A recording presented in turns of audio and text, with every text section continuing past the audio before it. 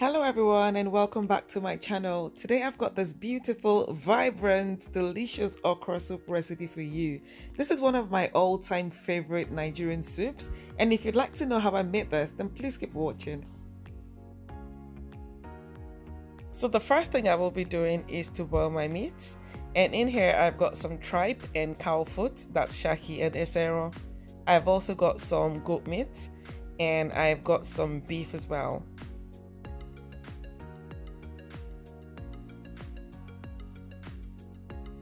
And I'm also going to add some blended onions. I've got a mixture of purple and white onions, and I'm also going to season with some bouillon cubes and some salt.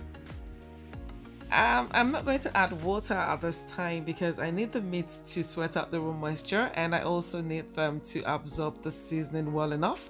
So I'm just going to give it a quick stir, and then I will cover and simmer for about 10 to 15 minutes on low to medium heat.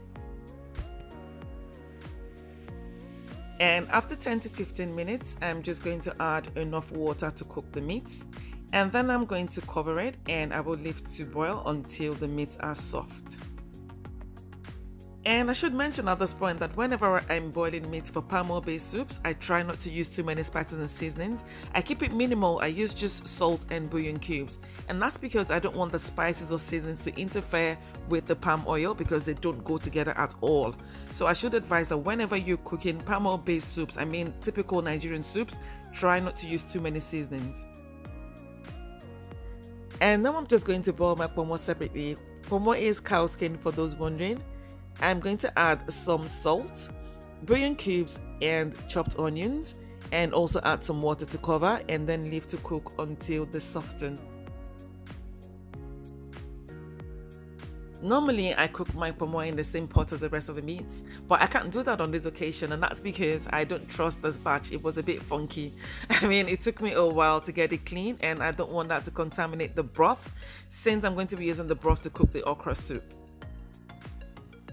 And while that is happening, I'm just going to prepare my okra, and I'm just going to hand chop them, and you can chop them to whichever size you so desire.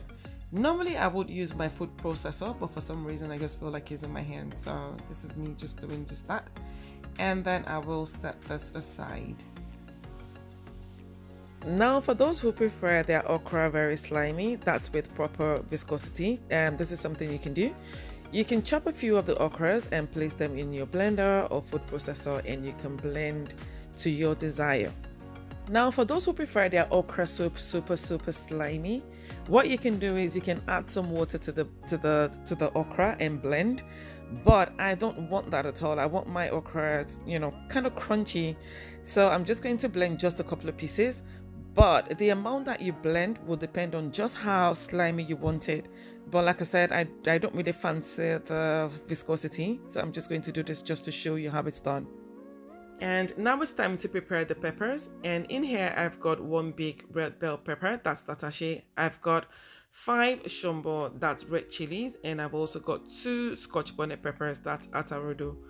I'm also going to deseed the red bell pepper because I never use the seeds because I've had problems with them before once where they tasted really bitter, so I never use the seeds. And once I'm done with that, I'm just going to place them in my mini food processor, and I'm going to chop them roughly. Now you can choose to blend the peppers fully, but I don't want that.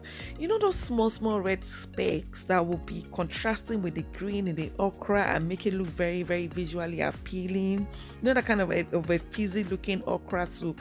Yes, that's what I want. So no, I will not blend it fully.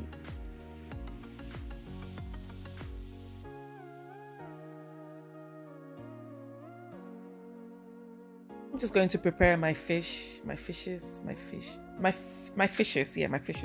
right, my fish.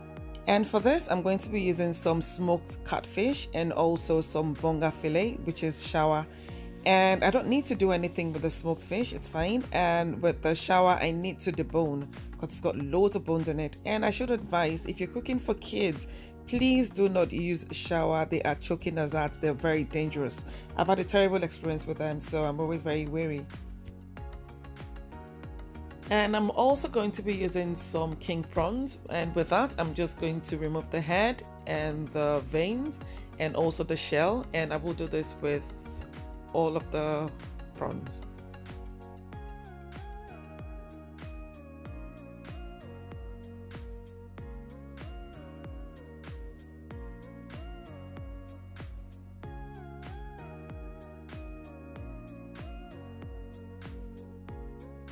And now it's time to check on the meats.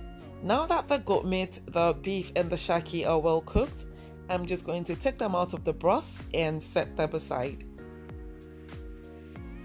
I'm going to leave just the cowfoot in there because that takes a while to cook, and I'm also going to transfer the Ponmo into the broth, and that's because I've tasted the Ponmo broth and it wasn't too bad at all. So I'm just going to add them in so I can have them all in one place. And then I'm going to add the smoked fish in the shower as well, and that's because I want them to soften. And now I'm just going to combine thoroughly, and then I will cover and leave to cook until they all soften. And now I'm just going to add some palm oil into a pan placed on medium heat. And I'm just going to wait on the oil to heat up, and once it heats up I'm going to add some locust beans, that's iru. I'm going to fry this for about 2 minutes, and then I will add some crayfish powder. The crayfish powder I'm only going to fry for about 30 seconds. Please do not fry for more than 30 seconds, otherwise it will burn and it will ruin the taste of your soup. And now I'm just going to add in the blended pepper mix, and I'm just going to combine this thoroughly and then add some bouillon cubes. I won't be adding salt at this time, and that's because I will be adding the meat broth later, and that already contains salt and bouillon cubes, so I'm just trying to avoid it being salty. So now I'm just going to leave this to fry for about 15 minutes.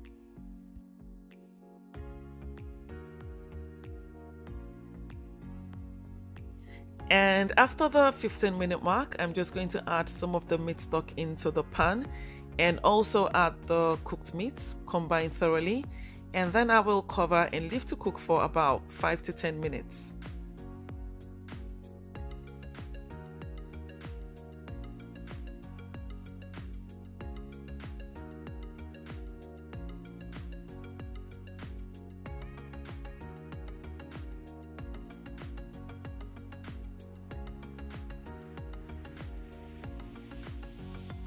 So now I'm just going to add the smoked fish into the stew and combine thoroughly, and then I will begin to add the okra.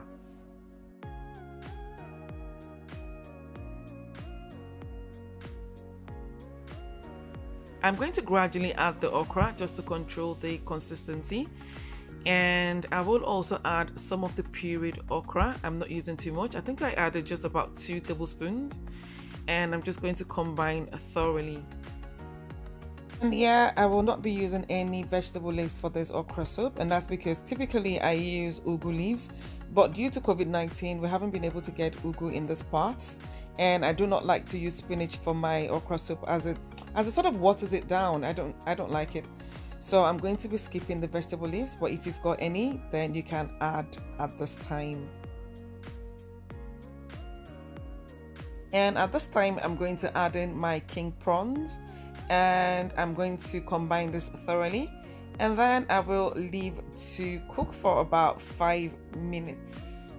Just 5 minutes. You shouldn't be cooking your prawns for more than that, otherwise it will be rubbery and you won't be able to, or it will just be too chewy and it won't taste nice. And also you shouldn't be cooking your okra as well for more than 3 to 5 minutes tops. 3 to 5 minutes, that's it, otherwise it won't have any more health benefits.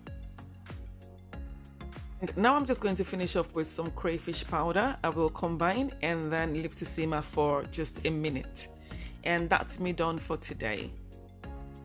So this is me done for today. See how beautiful my okra soup looks. So beautiful, so vibrant, so colorful, and absolutely delicious. So have you enjoyed this video? Then please give me a thumbs up, and please subscribe to my channel, and I will see you in my next video. Bye.